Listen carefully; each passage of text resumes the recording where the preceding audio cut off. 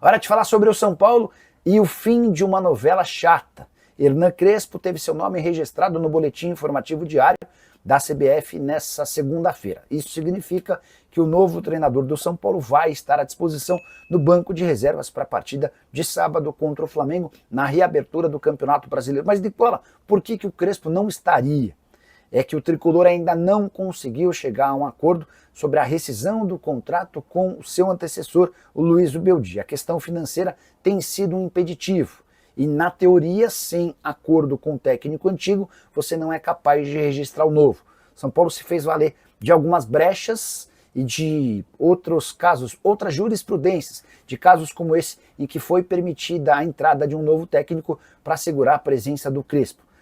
Em meio a isso, as tratativas com o Zubeldia serão retomadas, mas agora sem tanta pressa, até porque o São Paulo já conseguiu o que precisava, que era a liberação do seu novo treinador. Importante lembrar que Crespo, ou melhor, que Zubeldia e São Paulo, muita gente chegou a afirmar dentro do São Paulo que a saída foi de forma amistosa e bacana, o tempo está mostrando que não, há enorme dificuldade em chegar a um acordo financeiro e olha que nem há tanto dinheiro envolvido. Só para arrematar, destacar a sequência bem complicada do São Paulo nesse início da era Crespo.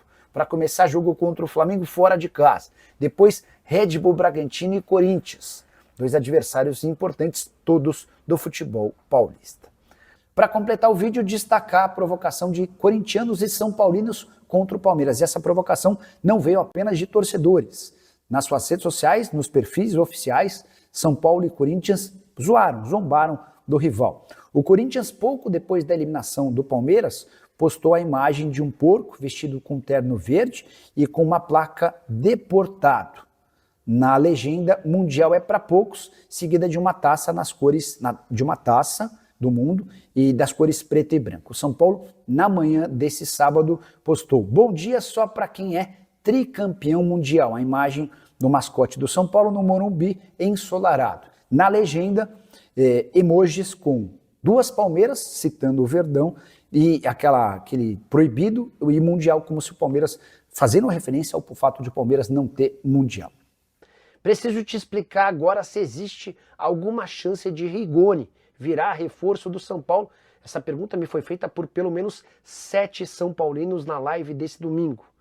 Confesso que não via nenhuma possibilidade dessa história ir adiante, mas diante da insistência dos São Paulinos, mandei mensagem para um dirigente importante do departamento de futebol. A pergunta foi: pode acontecer de o Rigoni voltar ao São Paulo? Você lembra dele, né?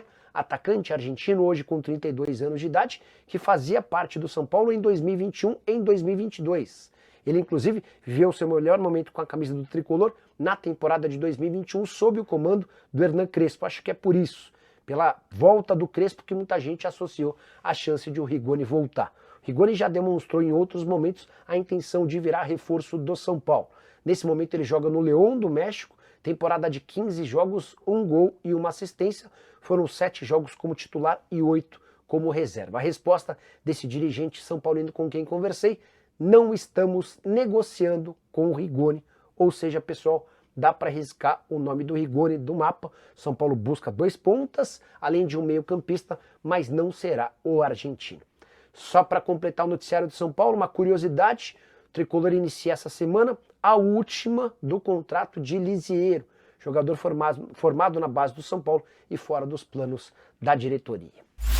Bora falar agora sobre o São Paulo, para te trazer novidades sobre Lucas Ferreira. O Matheus Alves foi vendido com o CSKA e embarcou na noite dessa quinta-feira rumo à Rússia, negócio de 6 milhões de euros. E a grande pergunta que fica para o torcedor do São Paulo agora é: e o Lucas Ferreira? Corre o risco de também ser negociado? Posso assegurar que nesse momento existem sondagens, mas zero proposta oficial. Existe a expectativa por parte do staff do jogador que ao fim da Copa do Mundo de Clubes o mercado na Europa comece a se aquecer e possam pintar ofertas para o atacante.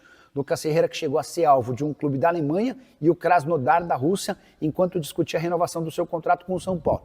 O contrato foi prorrogado, o aumento salarial garantiu também novas multas rescisórias e a partir daí São Paulo se sente bem mais confortável para manter o atleta. A ideia do presidente Júlio Casares não é negociar o Lucas Ferreira nessa janela. Ele entende que se continuar no clube, o Lucas pode se valorizar e ser vendido daqui a 1 ano ou 6 meses por cifras bem superiores. Mas, diante da dificuldade financeira do São Paulo, se a proposta for boa, pode haver negócio.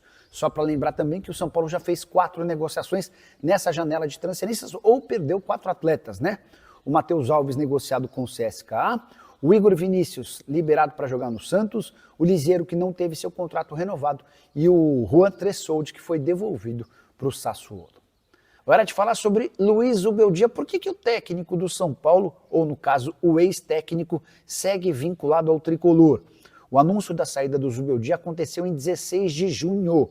Lá se vão 20 dias e até aqui não houve a rescisão oficial do contrato, o que impede o São Paulo de registrar no BID, o Boletim Informativo Diário, o seu novo treinador, o Hernan Crespo. O grande problema vem agora. O São Paulo volta a jogar pelo Campeonato Brasileiro no próximo sábado contra o Flamengo. E se não houver o registro do Crespo, ele não poderá estar no banco de reservas, apesar de estar comandando todos os últimos treinos. A grande treta vem agora, apesar de o São Paulo ter anunciado que a saída do Zubeldia foi em comum acordo, atendendo a um pedido do técnico argentino, São Paulo e Zubeldia não conseguiram chegar a um acerto em relação a finanças. E se o Zubeldia de fato havia pedido de demissão, como o São Paulo afirmou, por que da dificuldade em relação à quitação das dívidas? O São Paulo tinha pequenas pendências com o Zubeldia. O contrato dele se encerrava em dezembro desse ano. Estou tentando contato com o Zubeldia para entender o motivo de tanta dificuldade. Importante contar que Zubeldia não aceitou as primeiras propostas do São Paulo e o tempo agora joga a favor do treinador argentino. A pressa está toda com o São Paulo, que vai precisar chegar a um acordo com ele ao longo da semana para poder ter o Crespo no banco de reservas.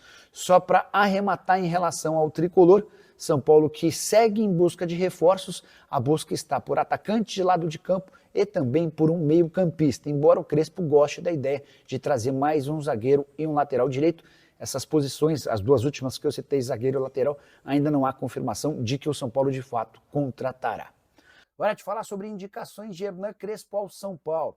Técnico argentino recém-contratado, já passou uma lista de jogadores com quem gostaria de atuar para as 3 funções que o São Paulo busca. São 2 atacantes de lado de campo, um para cada lado, além de um meio-campista. As indicações do Crespo não tiveram nomes revelados, mas dá para dizer que há jogadores da Argentina, que ele conhece há bastante tempo, e também do Oriente Médio, onde o Crespo esteve recentemente. Ele chegou a ser campeão do Al Ain, campeão da Champions Asiática, batendo ao Nasser e ao Hilal, 2 dos clubes mais ricos do mundo. Importante contar que o Crespo já foi avisado também de que não é porque ele indicou esses jogadores que eles serão contratados, a ideia é tentar chegar a um meio termo.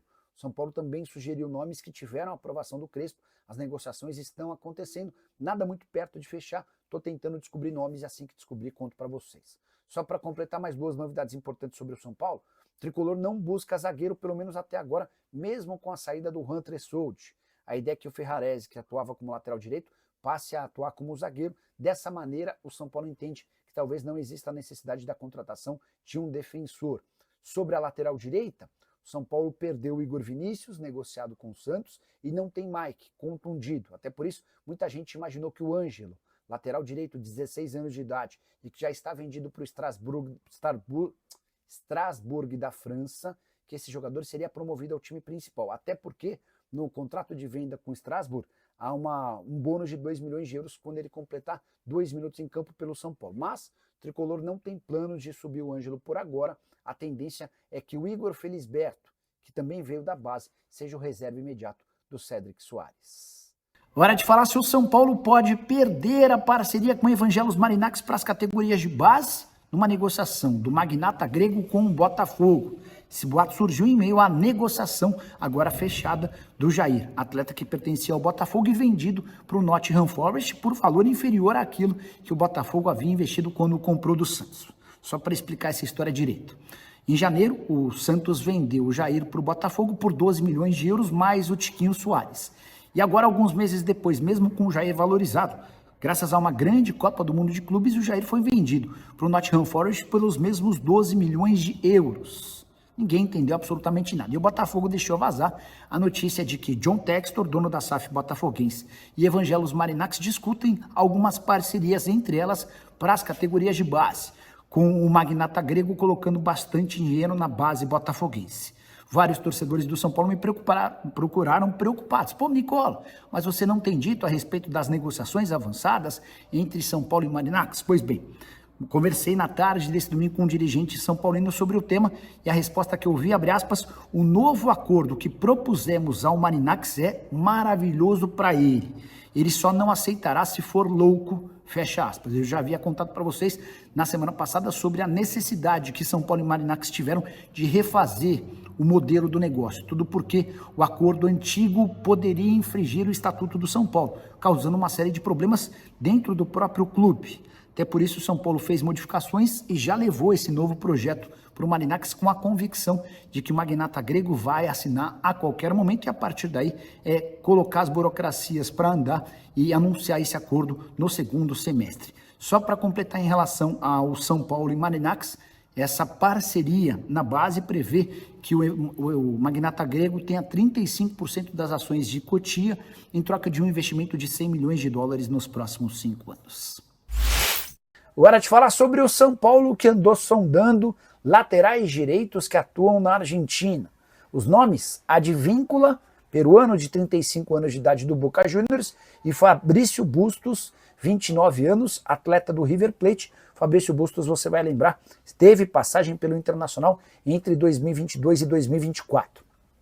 São Paulo nem pretende contratar um lateral direito, mas o Crespo é que tem batido nessa tecla sobre a necessidade de mais um jogador para essa posição, especialmente depois da saída do Igor Vinícius. Hoje o São Paulo conta com o Cédric Soares e com meninos. O Mike seria a primeira opção, mas o Mike tem mais 6 semanas de ausência por causa de uma lesão. O Igor Felisberto e o Ângelo hoje são avaliados pelo Crespo como muito jovens, muito novos para esse desafio. Até por isso, o Crespo é quem tem batido na tecla sobre a necessidade da contratação de um jogador. O Advíncula foi sondado, mas não deve haver avanços. A questão da idade, os 35 anos e a queda física do Advíncula, que teve sempre o seu porte físico como um grande trunfo, tudo isso contribui para que o São Paulo não demonstre tanta intenção. O Advíncula chegou a ter seu nome colocado numa lista de eventuais dispensados do Boca Juniors, mas o Boca garante que vai manter o atleta. Já o Fabrício Bustos, o grande lance é a questão financeira. Hoje ele está avaliado em 3 milhões de dólares. E o São Paulo não vai, em hipótese alguma, investir toda essa grana num lateral. É importante contar que o São Paulo tem hoje como prioridades a busca por atacantes de lado de campo e por um meio-campista. Fala pessoal, estamos aí com atualizações importantes do São Paulo. Se inscreva e ative o sininho para receber mais atualizações do Tricolor. Deixe seu like que é muito importante para o crescimento do canal. Utilize o espaço aqui embaixo para registrar sua opinião. Ficamos por aqui com mais esse giro de notícias. Um abraço e até o próximo vídeo.